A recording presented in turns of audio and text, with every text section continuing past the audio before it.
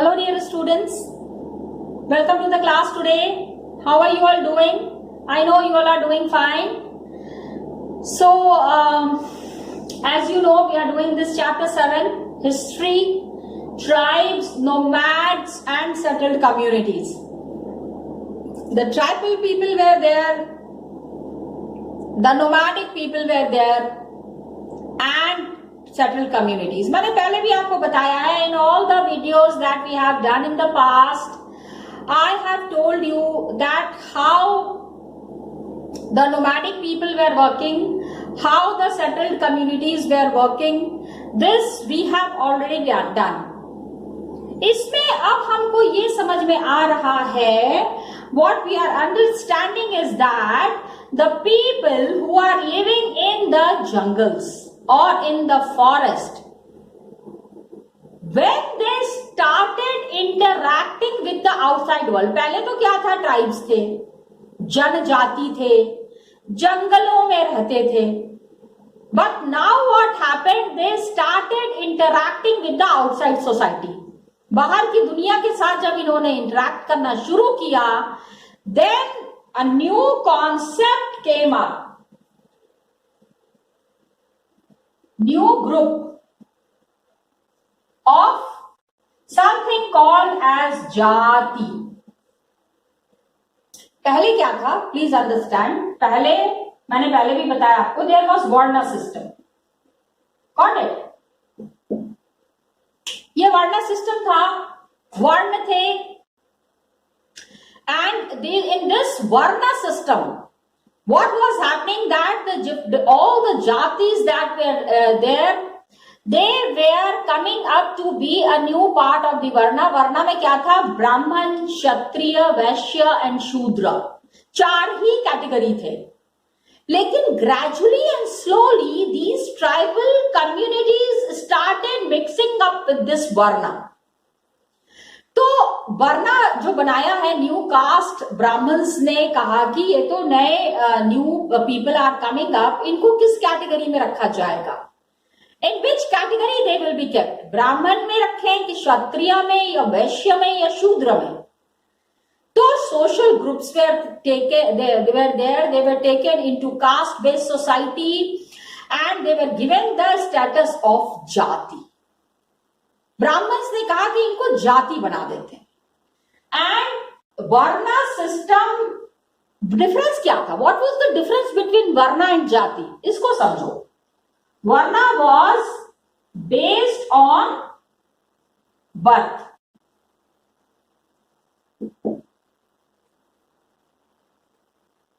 पैदा हो गए एक ब्राह्मण, मरने तक ब्राह्मण रहेंगे.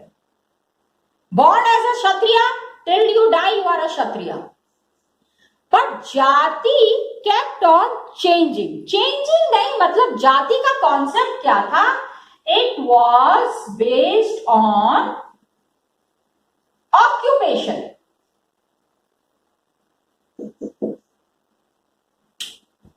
Got it? जो भी काम कर रहे हैं उसके हिसाब से जाति का नाम पड़ जाता था. जैसे लोहे का काम कर रहे हैं लोहार, लकड़ी का काम कर रहे हैं बढ़ई, ठीक है, मेसन का काम कर रहे हैं, मतलब जो घर बनाने का काम करते हैं मजदूर. तो ये क्या हो गया, they were categorised according to the occupations they were involved in. जिस तरह का जो काम कर रहा है वही नाम उनको दे दिया गया. Okay, so they were called as the jatis rather than the varna. And 12th century में what has happened कि बहुत सारे काम करते थे, especially amongst the from Urayur Mandalam, we have seen one example that was there कि they were making houses, they were making these people, the jatis that were there, they were involved into different kinds of business. अलग अलग तरीके का काम कर रहे थे. And क्षत्रिय में क्या था, new Rajput clan came up amongst the Kshatriya. 11th and 12th century में एक नई कम्युनिटी आ गई. न्यू कम्युनिटीज एंड हायरार्कीज की जब हम बात कर रहे हैं तो a new community was included amongst the Kshatriya. Amongst the Kshatriya, new Rajput communities were there, or you can say new Rajput clans were there. Please understand. By 11th and 12th centuries, these Rajput clans were becoming very powerful. And there were different lineages. Lineages means, देखिए आपके ancestors जो होते हैं उन्हीं का नाम आपके साथ चलता है. लाइनेज में क्या होता है? लाइन, अब सिंपल में समझो, लाइन का मतलब क्या है? लाइन का मतलब लाइन है. Okay, you have your great great grandfather, then his sons, then his sons, then his sons, sons and daughters also, daughters. और यहां पे you are here, you are here, आप यहां पे हो, लेकिन पूरी फैमिली है. People who have started your family, जिन्होंने शुरू किया है, जहां तक का नाम आपको पता है, it is called as the lineage.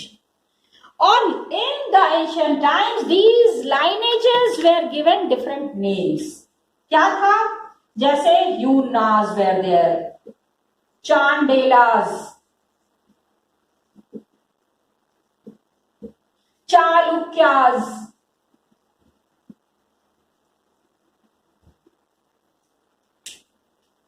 बहुत सारे थे. तो ये जो हम नाम पढ़ रहे हैं, Yunas, अभी तो हमको when we mark them in the map we mark them as rulers. इनको हम ruling category में डालते हैं. The Chandelas, the Chalukyas, the Yunas. तो when we put them into the ruling categories, पहले के जमाने में they were also the tribes. In the olden times, they were the tribes. और यही ट्राइब आगे चल के क्या हो गए? इन्हीं ट्राइबल पीपल को क्या कर दिया गया? They were called included in the Rajput clan. All these tribes. Imagine. तो many came to be and they replaced the older rulers. पहले के जो rulers थे उनको हटा के they took up the complete power and the agricultural areas that were there, because these were tribal जो होते हैं बहुत मेहनती होते हैं. They are extremely hard working people. तो rulers used their wealth to create powerful states. जितना इनके पास पैसा था वो सारा पैसा लगा के they came up to be as great rulers. They came up to be as very recognized rulers. They were very well known in the society. So a developed society was coming up. Rulers used अभी ये जो tribals थे अभी ये बिल्कुल शहरी लोगों में काउंट होने लग गए. And these Rajput clans came to the position of rulers. They led an example for the tribal people. Tribals को अभी they thought कि ये Yunas, Chandelas, Chalukyas, once upon a time they were the tribals, जंगलों में रहते थे, अभी rulers बन गए. तो अभी ब्राह्मण्स ने भी इनको सपोर्ट किया. Many tribes became a part of the caste system. जो वर्ण सिस्टम है, जैसे we are, they became a part of caste system. They were included in the caste-based society. And बहुत सारी like Punjab, Sindh and north west frontier province में they started accepting, many of these tribes started accepting Islam.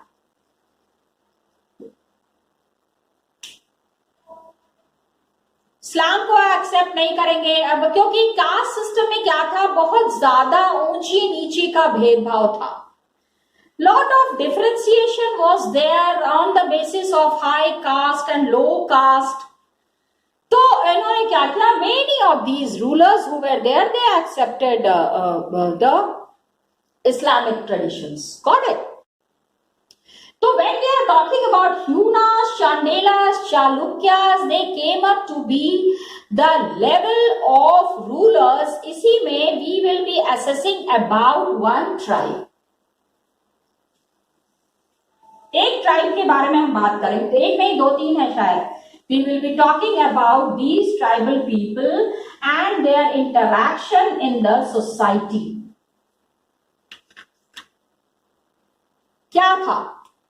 We have to understand, we have to take a closer look on one of the tribes, that is, we are talking about the Gonds. हम गोंड्स के बारे में एक tribal group को लेते हैं, example लेना है ना भाई, डिस्कस करना है कि आखिर ट्राइबल्स किस तरह काम कर रहे थे. तो सबसे पहला, they were living in the area which was called as the Gondwana land. ये इंडिया है, एंड ये जो एमपी एंड ये जो एरिया है, जो बीच वाला एरिया है, यहाँ पे you will find majorly you will find the Gonds. This land is only called as Gondwana. ये गोंड्स के नाम पे ही गोंडवाना लैंड पड़ा है. ओके, एंड दे प्रैक्टिस, इनका काम क्या था? They were practising shifting cultivation.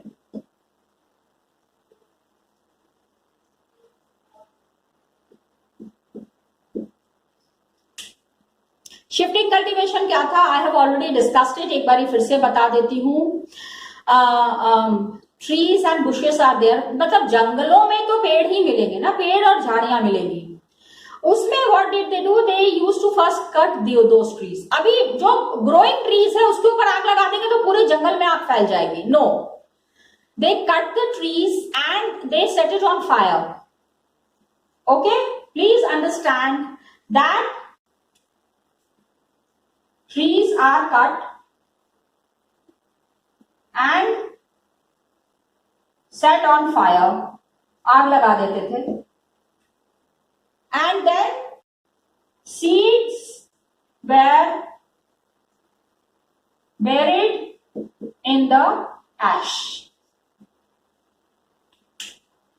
भाई ये जब जलाएंगे तो उसमें से राख निकलेगी ना, जो राख निकल रही है उसमें द सीड्स आर सोन. और उसके बाद काफी दिन तक, for many days, they were using this shifting cultivation at one place. एक जगह पे जब फर्टिलिटी सॉइल की खत्म हो जाती थी, then they use to move to other place. When fertility finished,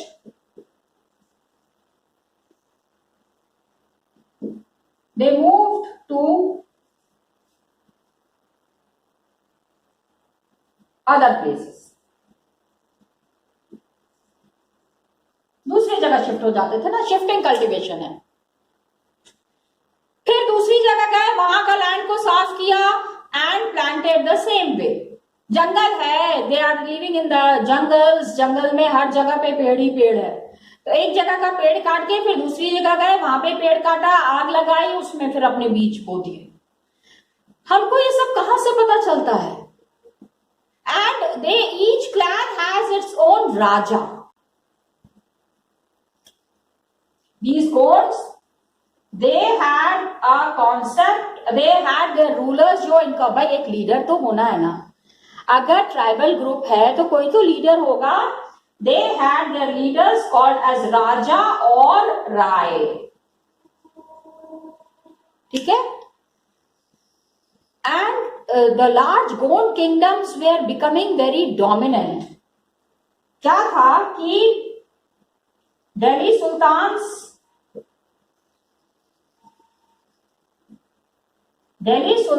were declining, खत्म हो रहा था इनका राज्य. And who was coming up? Gonds were becoming powerful.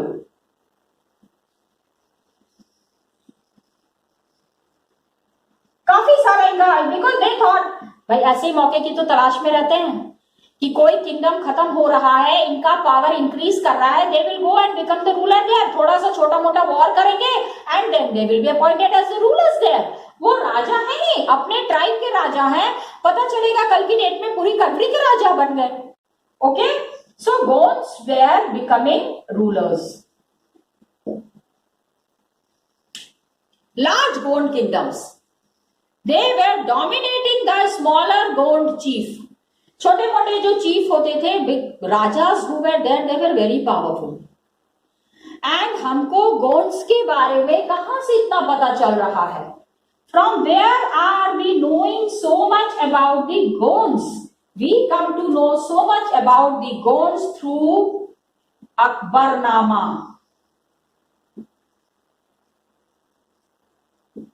Got it?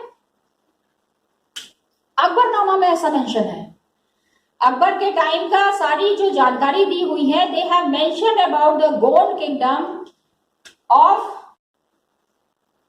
गढ़ा कटांगा.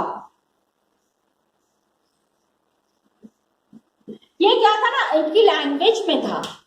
It was in their language. भाई हर एक ट्राइबल्स की अपनी लैंग्वेज होती है ना. Everybody has got their own language, their own customs and traditions. तो उनकी लैंग्वेज में जो गोंड किंगडम था, that was called as the Garha Katanga. And in Garha Katanga में पता है, there were 70,000 villages. My God, such a big kingdom.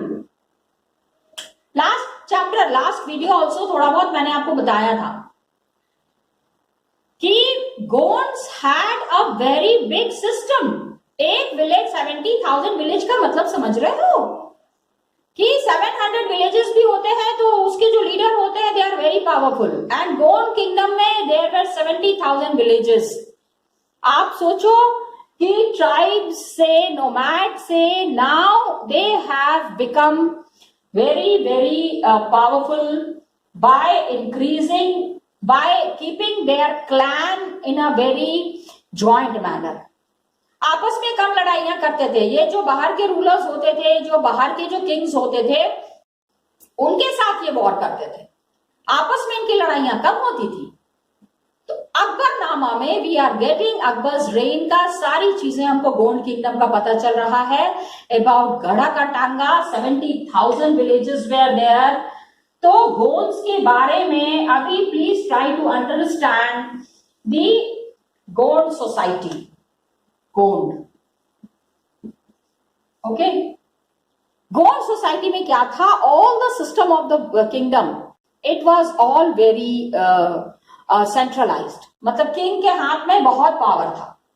The kings who were there of these kingdoms, they were very powerful. Okay. And they use to live in something called as garh. गढ़ में रहते थे. And garh was controlled by a clan.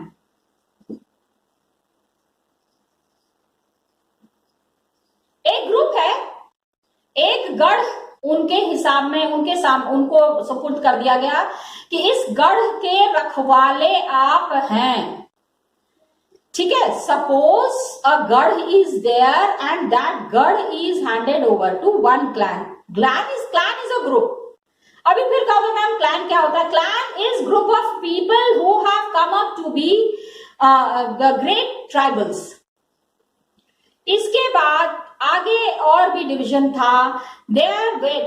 these गढ़s were divided into 84 villages.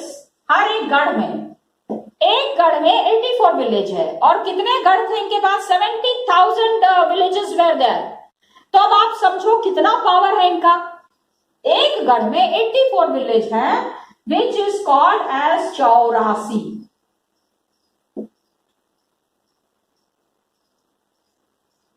Hindi की गिनती आती होगी.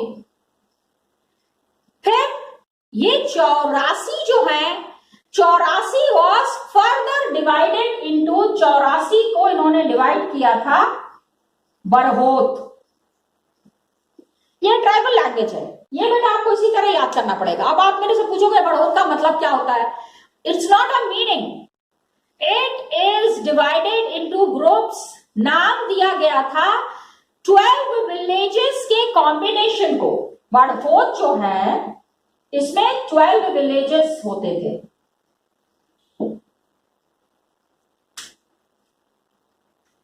12 गांव को मिला के एक बड़होत बनता था, and this बड़होत had 12 villages with one leader.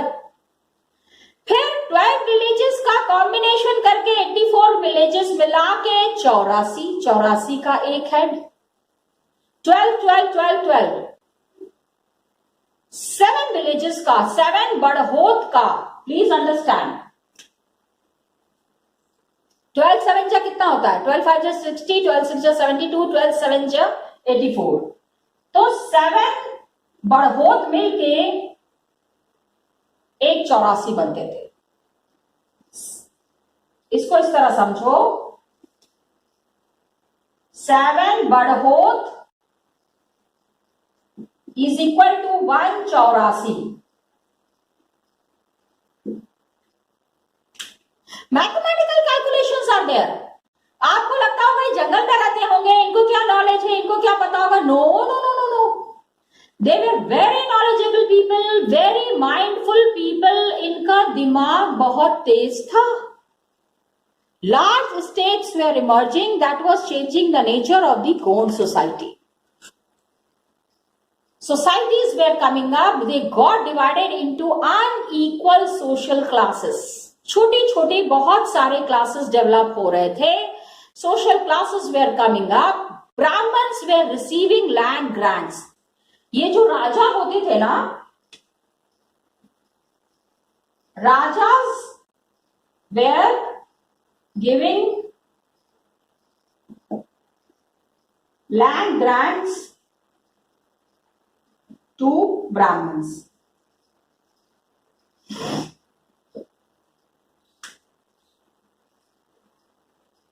ठीक है, and Gond chief wanted to be recognized as Rajputs. Now, Gond chief ने कहा कि हम इतने पावरफुल हैं, हमको आप ट्राइबल में क्यों काउंट करते हो? Why are you counting us into tribals? We should be included into the group of Rajput. Give us the status of the Rajput. Rajputs का जो आपका वर्ण सिस्टम है, हमारी जाति आपने हमको बता दी, हम गोंड हैं, हमारे काम के हिसाब से आपने हमको बता दिया कि we are the Gonds, but that as according to our work and according to our power, हमारा पावर किसी भी राजपूत किंग से कम नहीं है। So give us the power of the राजपूत्स।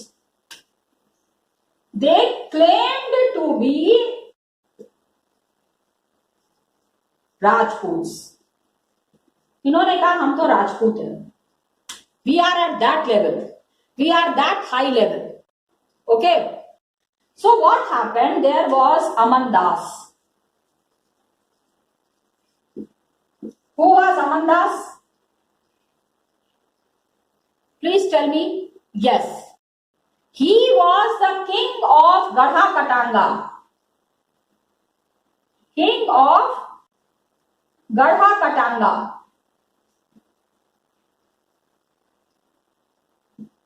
ये जो गढ़ हम कह रहे हैं ना, गढ़, तो किंग ऑफ गढ़ कटांगा, क्या नाम था उनका? अमनदास। ओके, एंड ही गॉट, इनको मतलब he was such a powerful person that he took the title of संग्राम शाह।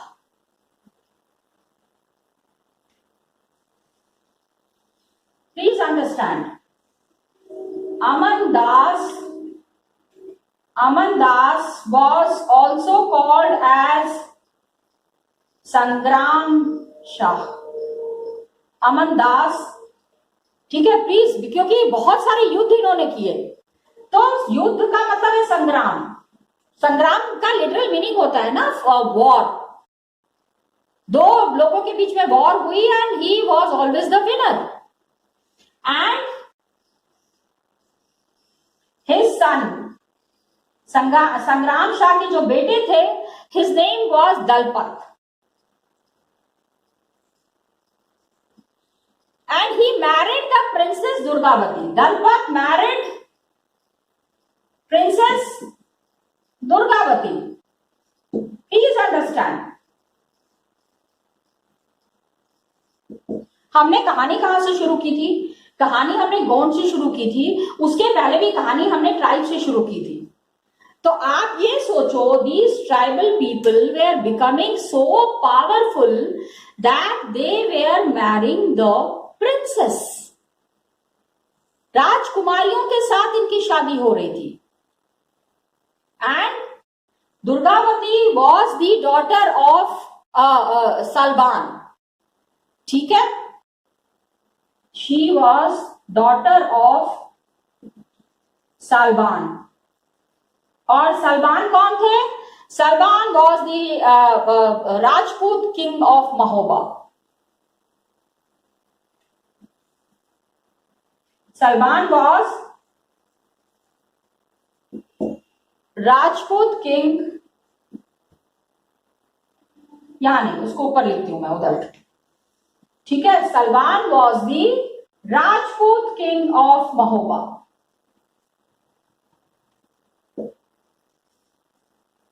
तो आप इसी से समझो, just try to understand how powerful the rulers are. लेकिन क्या हुआ कि दलपत के साथ दुर्गावती की शादी हुई, ठीक है। Durgavati one of the most beautiful, ऐसा हिस्ट्री में कहा जाता है, one of the most beautiful ladies in history was Durgavati. And Dalpat क्या हुआ, ही डाइड अर्ली, कुछ बीमारी शायद हो गई थी, he died early. Durgavati, Rani Durgavati was very capable, जैसे नाम था ना दुर्गा, दुर्गा की तरह इनका पावर था। And she started ruling over Garhkatanga. Garhkatanga में शी सेड कि मेरा बेटा ही रूलर बनेगा। And Durgavati had got a 5-year-old son, 5 साल के बेटे को उन्होंने राजा बना दिया। उन्होंने कहा ना ना ना, कोई भी, मेरे पति गुजर गए हैं, but my son would be the king. And her son's name was Veer Narayan. क्या नाम था? वीर नारायण। तो the kingdom became very extensive. Rani Durgavati was far great ruler in comparison to her husband Dalpat. तो 1565 में मुगल फोर्सेस ने, Asaf Khan was the ruler, they attacked गढ़कटांगा।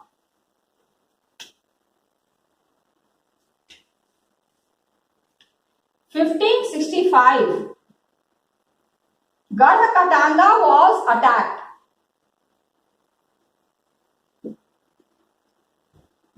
By Mughals.